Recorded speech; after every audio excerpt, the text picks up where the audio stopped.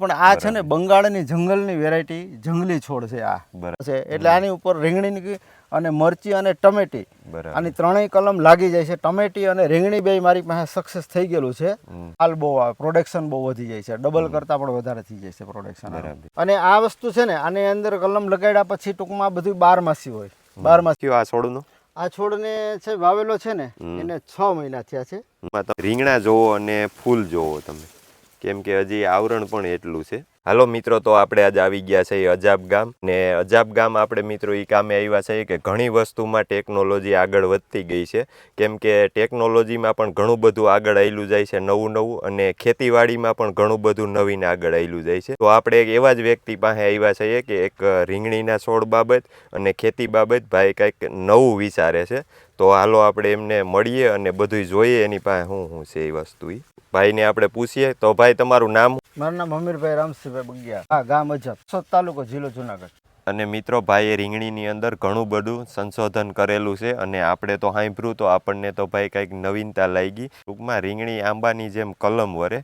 તો આપણે ભાઈ પાસેથી બધું જાણીએ કે કેવી રીતે કરે છે અને કેમાંથી કરે છે. તો અમીરભાઈ, તમે આ બધું કેવી રીતે કરો છો અને કયા છોડમાંથી કરો છો? હવે સાહેબ એમાં તો એવું છે ને કે છોડ રીંગણીની પહેલાં તમને કલમ બતાવું અને 2 છોડ બતાવું. તો આ છે રીંગણીની કલમ, બરાબર, અને આ છે આ જે કલમ વાળવાનો છોડ હોય ને એનું ઝાડ આ છે. પહેલાં આનો રોપો તૈયાર કરવાનું કમ્પ્લીટ થઈ જાય પછી આને કટિંગ કરીને જેમ આપણે આંબાની કલમ કરીએ ને એ જ રીતે આપણે રીંગણીની છોડની ડાળખી ઉપરની લઈ અને ચડાવવાનું, અને જેથી કરીને અહીંયા આ રીતની કલમ લાગે. હવે ખાસ તમે જુઓ, અહીંથી બતાવો સાહેબને કે અહીંયા જો કલમ છે. જો મિત્રો, તો અહીંયા આપણને ટૂંકમાં આપણે આંબામાં જે રીતની કલમ વારીએ છીએ એ ભેટ એ રીતની તમને આમાં દેખાતું દે છે. જો તો આ રીતની કંઈક કલમ વરે છે, અને આ રીતની કલમ ભાઈ ભલે તમે તો જોઈએ છે, પણ આપણે તો આ આઈડિયો પહેલી વખત જોયો. અને ભાઈ આ હાલે કેટલો ટાઈમ હાલે છે ને સાહેબ? કારણ કે આનો છોડ જેનું થડ છે ને એ આ ઝાડનું છે. બરાબર, આ ઝાડની તાકાત વધારે હોય. જો આ છોડ કેમ ઊંચો થાય છે આ ઝાડનો, એમ આ રીંગણીનો છોડ પણ, કારણ કે તાકાત આ નીચેથી આપે છે એટલે ઊંચો થાય છે. પ્લસ આનું પ્રોડક્શન બહુ વધી જાય છે. છોડ મોટો થઈ જાય છે, પ્રોડક્શન બહુ વધી જાય છે આનું. પછી આ છોડ રહ્યો એની આમ આયુષ્ય કે આયુષ્યની આપણે હું માનો કે લઈ આવ્યો તો બંગાળ સાઈડ, પશ્ચિમ બંગાળ, ત્યાં ગયો તો ત્યાં લોકોને 5 વર્ષ સુધીના છોડ છે. પણ આપણે અહીંયા લોકોને કોઈને 5 વર્ષ કહેતા નથી, બરાબર. આપણે અહીંયા એમ કહે છે કે 2.5-3 વર્ષ હાલે તો પણ ઘણું. તો આ છોડ રહ્યો આનું નામ શું છે? એનું નામ ખબર નથી, પણ આ છે ને બંગાળની જંગલની વેરાયટી જંગલી છોડ છે આ. બરાબર. હા, અને આ રીંગણી જેવો પાન છે અને રીંગણી જેવો છોડ છે એટલે આની ઉપર રીંગણીની અને મરચી અને ટમેટી આની ત્રણેય કલમ લાગી જાય છે. ટમેટી અને રીંગણી બે મારી પાસે સક્સેસ થઈ ગયેલું છે, બરાબર. ટમેટીનો છોડ અત્યારે હાજરમાં નથી, રીંગણીના છોડ આપણી પાસે હાજરમાં છે. રીંગણીના છોડ ગયા વર્ષમાં હતા, મેં કાઢી નાખ્યા. ટમેટીના છોડ હતા તો એ તમે કાઢી નાખ્યા, ગયા વર્ષમાં હતા. પણ મરચીમાં સક્સેસ એવું છે કે છોડ મારી ટ્રાય ચાલુ છે કે છોડ એને બહાર લઈ જાઉં છું ને બહારના વાતાવરણમાં તો સુકાઈ જાય છે, બાકી કલમ લાગી જાય છે. એટલે એનું મારે સંશોધન હજી એની ઉપર ચાલુ છે કે શું માટે થાય એમ. પછી આમાં રીંગણા ને એવું બધું ફાલ ને કેવું લાગે છે? ફાલ બહુ આવે, પ્રોડક્શન બહુ વધી જાય છે, ડબલ કરતાં પણ વધારે થઈ જાય છે પ્રોડક્શન. બરાબર.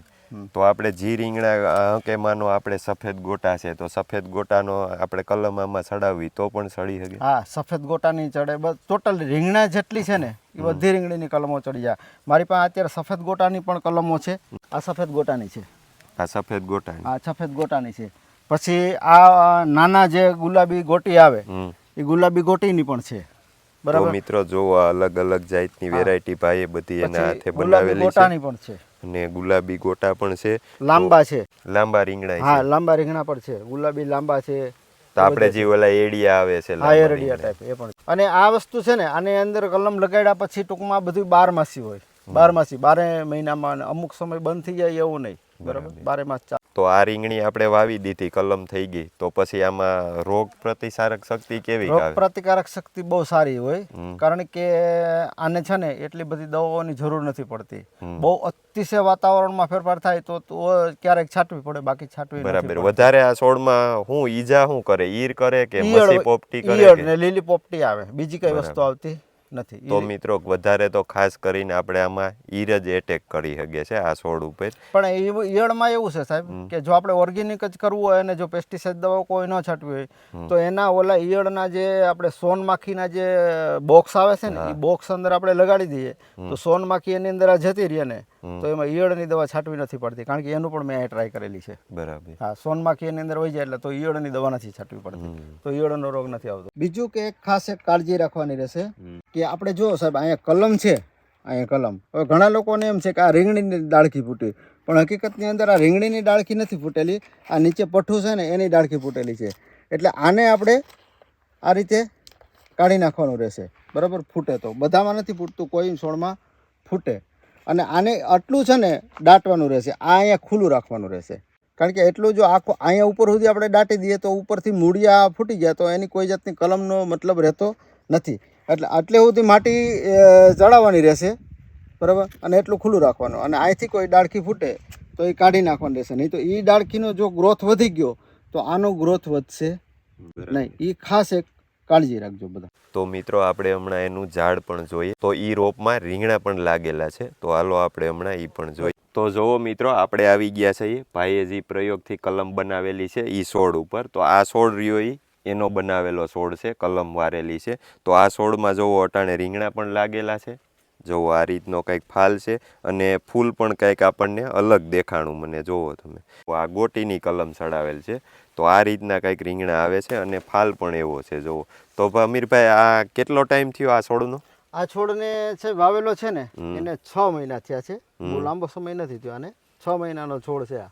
તો જોવો મિત્રો, 6 મહિનાનો છોડ છે, તો અટાણે 4 થી 4.5 ફૂટનો છોડ છે આ જોવો. પછી આગળના જે માનો કે આની પહેલાના મેં જ્યારે 1.5 વર્ષ થયું વાવેલું એ છોડ પણ હું તમને બતાવું, એ પણ છોડ અહીંયા છે આપણે. તો હાલો મિત્રો આપણે એ છોડ પણ જોઈએ. આ છોડ આપણે જે વાવ્યા ને પહેલા મેં જ્યારે ટ્રાય કરીને ત્યારના છોડ છે, અને આને 1.5 વર્ષ જેવું થઈ ગયું છે. બરાબર. તો આની હાઈટ, મારી હાઈટ જુઓ તો 5 ફૂટ છે, બરાબર. તો આની હાઈટ તમે જોઈ શકો. તો જો મિત્રો 5 ફૂટ તો આની હાઈટ છે, અને આમ લગભગ પડ્યું છે આજુબાજુમાં 5 ફૂટ આજુબાજુ પડ્યું છે, આમ ચારી કોરેની ડાયરું ખેલાઈ ગયેલ છે. તો આ રીતનો કંઈક છોડ થાય છે. અહીંયા જોવો ભાઈએ 5 થી 6 છોડ વાવેલા છે, અને બધા છોડમાં તમે રીંગણા જોવો અને ફૂલ જોવો તમે, કેમ કે હજી આવરણ પણ એટલું છે, અને રોગ કાંઈ કોઈ જાતનો ભાઈ આપણને દેખાતો નથી. તો અમીરભાઈ તમે આમાં દવા કઈ છાંટો છો? દવા તો સાહેબ આમાં બહુ કાંઈ એટલો બધો રોગ તો જો હોય નહીં, રોગ હોય તો ક્યારેક દવા છાંટીએ, બાકી તમે નીચે જોઈ શકો કે આની અંદર આમાં જુઓ કેટલું ખળ ને બધું છે, એટલે એટલી કાંઈ માવજત આને કરવી નથી પડતી આમ જોઈએ તો.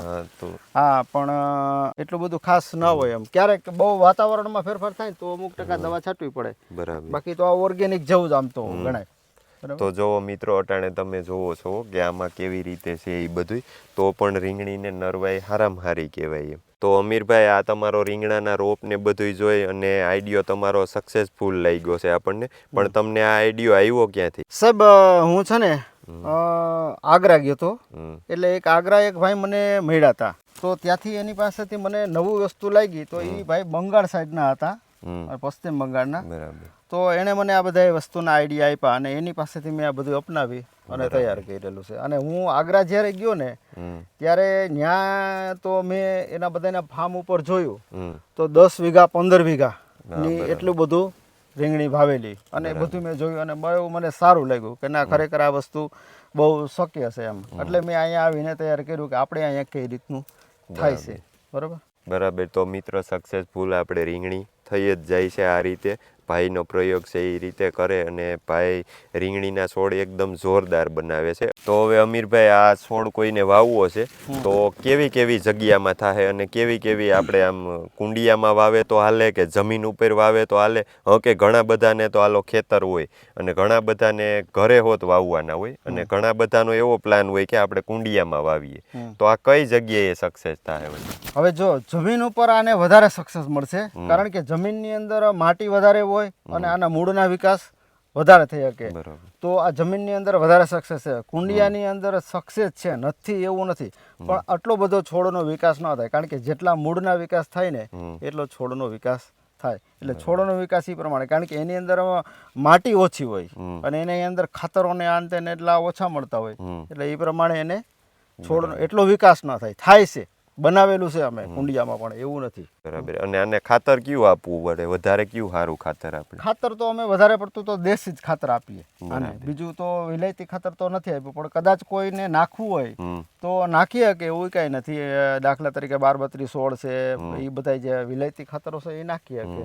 અને આ વાવ્યા પછી રીંગણા કેટલો ટાઈમમાં ચાલુ થઈ જાય? રીંગણા મહિના દિવસમાં ચાલુ થઈ જાય. મહિના હા, દિવસ 30-35 દિવસમાં રીંગણા ચાલુ થઈ જાય છોડ વાવ્યા પછી. હાસવેણ પ્રમાણે હોય કે આ કેટલા વર્ષ હાલે? ના, એટલો પછી તો સાચવવા ઉપર જ હોય, કારણ કે આપણે વાવી અને જો એની માવજત ના કરીએ ને અહીંયા જોવા જ ના જાય તો એ સુકાઈ જવાનો છે ને છોડ, બરાબર ને. એ તો આપણે એને માવજત તો કર્યું કે સમયે પાણી આપવું પડે, પછી એમાં કોઈ જાતનો આમાં કોઈ રોગ આવ્યો તો દવા છાંટવી પડે, એ પણ કરવું પડે એમ. તો મિત્રો આપણે ઓલી રીંગણી રોપ લઈ આવીને વાવતા હોય એના કરતાં આપણે આ એકાયરે આપણે કલમવાળી રીંગણી નાખી દઈ. ભાઈજી ખૂટા કલમની જેમ કલમ ચડાવે એ રીંગણી આપણે વાવી દીધી હોય તો મિત્રો આપણે 5-6 વર્ષ ઉપાધિ રહેતી નથી, હરખાઈ આપણે હાસવીએ તો આ રીતના છોડ થઈ જાય છે. પછી બીજા નંબરની આની છે ને મીઠાશ અલગ હશે, કારણ કે જે આ જે છોડ આપણે જે બતાવ્યો છોડ એની અંદર જે ફળ થાય ને એની મીઠાશ થાય છે. એટલે આ છોડની આ રીંગણ છે ને આ રીંગણની મીઠાશ અલગ. જેટલા લોકો મારી પાસેથી લઈ ગયા, કોઈ ખાવા લઈ ગયા જે કાંઈ, એટલે એની મીઠાશ અલગ જ હોય એમ, બરાબર. આપણને બહુ બેસ્ટ લાગે છે એમ, મીઠાશ સારી લાગે છે. તો અમીરભાઈ આ છોડ કોઈને લેવો હોય તો તમે કઈ રીતે તમારો કોન્ટેક કરે? કોન્ટેક તો પહેલાં તો મારા મોબાઈલ નંબર આપી દઉં, કારણ કે મારા મોબાઈલ નંબરથી જ કોન્ટેક કરી શકશે, કારણ કે મારું ફાર્મ અંદર ગાળે એવું છે, રોડ ટચ નથી. એટલે કોઈને રૂબરૂ લેવું હશે તો નજીકના લોકોને તો અહીંથી સીધું આવીને લઈ શકશે કોલ કરીને. પણ કદાચ બહારના લોકો છે કોઈને, માનો કે દૂરથી છે, રાજકોટથી છે, મેં રાજકોટ પાર્સલ કરાવેલો છે, હળવદ છે, બરાબર છે, બધી જે કોડીનાર છે એવી જગ્યાએ પાર્સલ પણ કરાવું છું. તો એને હું પાર્સલ થ્રુ મોકલી આપું છું, અને પાર્સલનું જે કંઈ ચાર્જ થાય છે એ એને ચૂકવવાનું રહેશે, બરાબર. અને મારા છોડના ભાવ છે, હાલના ભાવ છે અત્યારે 2024માં આ વિડીયો બનાવીએ છીએ તો અત્યારના હાલના ભાવ એક છોડના 50 રૂપિયા છે, તો એ મને ચૂકવવાના રહેશે અને ભાડું એને ચૂકવવાનું રહેશે. આ રીતનું હું પેમેન્ટ કરું છું. અને આગળ જતા માનો કે 2-4 વર્ષ પછી આ વ્યક્તિ કોઈ વિડીયો જોઈ અને એવું લાગે તો ત્યારે અત્યારે 50 રૂપિયા કહું, પણ ત્યારે કદાચ 2-4 વર્ષ પછી કદાચ ભાવ વધી પણ શકે આના. હાલો તો ભાઈ આપણું એડ્રેસ? મારું એડ્રેસ ગામ અજબ, તાલુકો કેશોદ, જિલ્લો જુનાગઢ.